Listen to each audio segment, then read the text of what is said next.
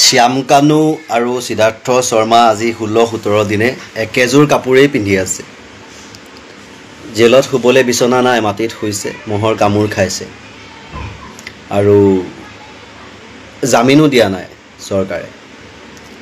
এই ডাইলগটো আজি আমাৰ অসমৰ বিশিষ্ট যিজন মন্ত্ৰী তেখেতৰ মুখৰ পৰা আমি শুনিছোঁ যে তেওঁলোকে জামিন দিয়া নাই সিদ্ধাৰ্থ শৰ্মা আৰু শ্যাম কানু মহন্তক। ৰাইজৰ দাবীত তেওঁলোকক জেলত ভৰাই থৈছে, বাক্সাৰ জেলত থৈছে। যে 14-15 বছৰ যদি জেল দিব লগা হয় ক'ত থ'ব, তাতেই থোৱা হ'ব। গতিকে 14-15 দিন বা কাপোৰ পিন্ধা নাই, কিবা পিন্ধা নাই, জেলৰ আচলতে আমাৰ ভাৰতীয় যিটো আমি সাংবিধানিক হিচাপেও পাওঁ বা আমি দেখোঁ, জেলৰ ইউনিফৰ্ম থাকে আচলতে কয়দীৰ। এজনৰ ইউনিফৰ্ম এযোৰেই নাথাকে। চ' সেই কয়দী ইউনিফৰ্ম পিন্ধিবলৈ দিব লাগে, একেযোৰ কাপোৰতে কিয় ৰখা হৈছে? আৰু জামিন দিবলৈ মানা কৰা নাই, জামিন দি দিয়ক। জামিন দিয়াটো আমিও বিচাৰোঁ। যে জামিন কিয় দিয়া হোৱা নাই? যে জামিন দি দিয়াৰ লগে লগে ৰাইজৰ ৰোষত পৰি যাব, 14 বছৰ জেলত থকাই ভাল, জামিন দিলে কিন্তু লগালগ শেষ হৈ যাব। তেনেকুৱা কথা বতৰাৰ কাৰণে জামিন দিয়া নাই। গতিকে মানুহক ওলোটা বেট পঢ়াই লাভ নাই। আৰু দ্বিতীয়টো ভিডিঅ' পাইছোঁ যে অসমত জুবিন গাৰ্গৰ অনুৰাগী আগত বেলেগ আছিল আৰু এতিয়া বেলেগ হৈছে। তাৰমানে সেইখিনি মুছলমান মানুহ। কালি নে পৰহি মই কালি কৈছিলোঁ হ'বলা, কোনোবা মিয়া সম্প্ৰদায়ৰ অকণমান বয়সস্থ মানুহজনক ধৰি নি পেলাই মানে মিডিয়াৰ আগত কিবা এটা পইচা দি সোধ-পোছ কৰিছে যে আপুনি জুবিনৰ কথা যে চিঞৰি আছে, জুবিন অনুৰাগী হৈ পেলাই জুবিনৰ ন্যায় বিচাৰি, আপুনি জুবিনক চিনি পায় নে? বোলে নাপাওঁ। জুবিনৰ গান শুনিছে? বোলে নাই শুনা। জুবিন কি আছিল? বোলে নাজানো। তো কেলৈ আপুনি ন্যায় বিচাৰিছে? বোলে মই ৰাইজে যেনেকৈ বিচাৰিছে ময়ো লগতে আহিছোঁ। মানে এইটো এটা বনোৱা ভিডিঅ' হয়। আৰু বেলেগ মানুহ নাপালে সেইজনকহে পালে। তেওঁ জুবিন গাৰ্গৰ গান শুনা নাই, তেতিয়া তেওঁ কিয় আহিব? কি কাৰণে আহিব? তেনেকুৱা মানুহতো অহাই নাই। সেইখিনি মানুহ নায়েই। আমাক সোধক, আমি ডেইলি ভিডিঅ' বনাই আছোঁ ন? আমাক সোধক জুবিন গাৰ্গক চিনি পাওঁ নে নাই, জুবিন গাৰ্গ কোন হয়, জুবিন গাৰ্গৰ সৃষ্টি কি, জুবিন গাৰ্গৰ জন্ম কেতিয়া, আমাক সোধক, আমি কম নহয়।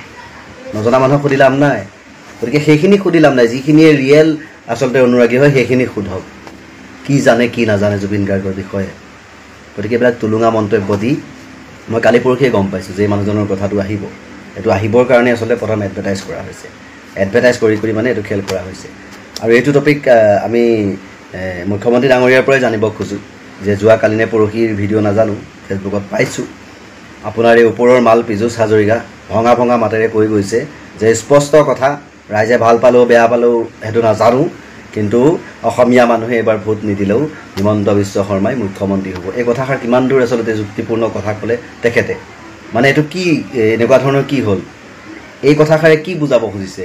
এই কথাষাৰে আপোনালোকৰ দলটোৰ প্ৰতি কি বুজাব খুজিছে? আৰু কৈ আছে যে একাংশ মানুহে ৰাজীৱ খদিয়াৰ মৃত্যুৰ সময়ত জুবিন গাৰ্গৰ সমালোচনা কৰিছিল আৰু সমালোচনা কৰা সেই মানুহখিনি আজি জুবিন গাৰ্গৰ ছাপোৰ্ট কৰি আছে। জুবিন গাৰ্গৰ সমালোচনা কৰা মানুহখিনি অকল বিজেপি আৰু RSSৰ মানুহে আছিল, বেলেগ কোন নাই। আপুনিও সমালোচনা কৰিছিল যে মোৰ জাতি নাই, মোৰ ধৰ্ম নাই বুলি কৈছিল, তাক লৈ আপুনি সমালোচনা কৰিছিল। তাৰপিছত আপোনাৰ দীঘলী পুখুৰীৰ গছ কাটিবলৈ নিদিয়াক লৈ সমালোচনা হৈছিল, বহুত কিবা কিবি সমালোচনা শুনিছিল।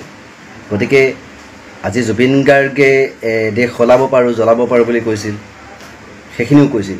গতিকে সকলো মিলি পেলাই তেখেতক আঁতৰাই দিয়া হোৱা নাইতো।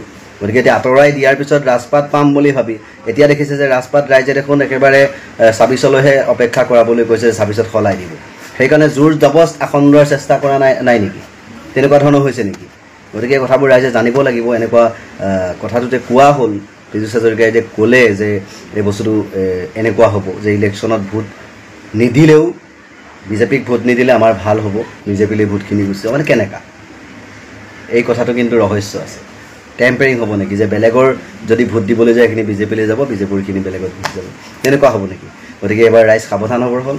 ইলেকশ্যন সমাগত, গতিকে আমি জাষ্টিছৰ লগতেই কিন্তু আমি এই কথাটো গুৰুত্ব দিব লাগিব যে ইলেকশ্যন সমাগত, কিন্তু ইয়াত ৰাজনীতিৰ লগতে বহুত ডাঙৰ হয়তো ইয়াত কূটনীতি সোমাই থাকিব পাৰে।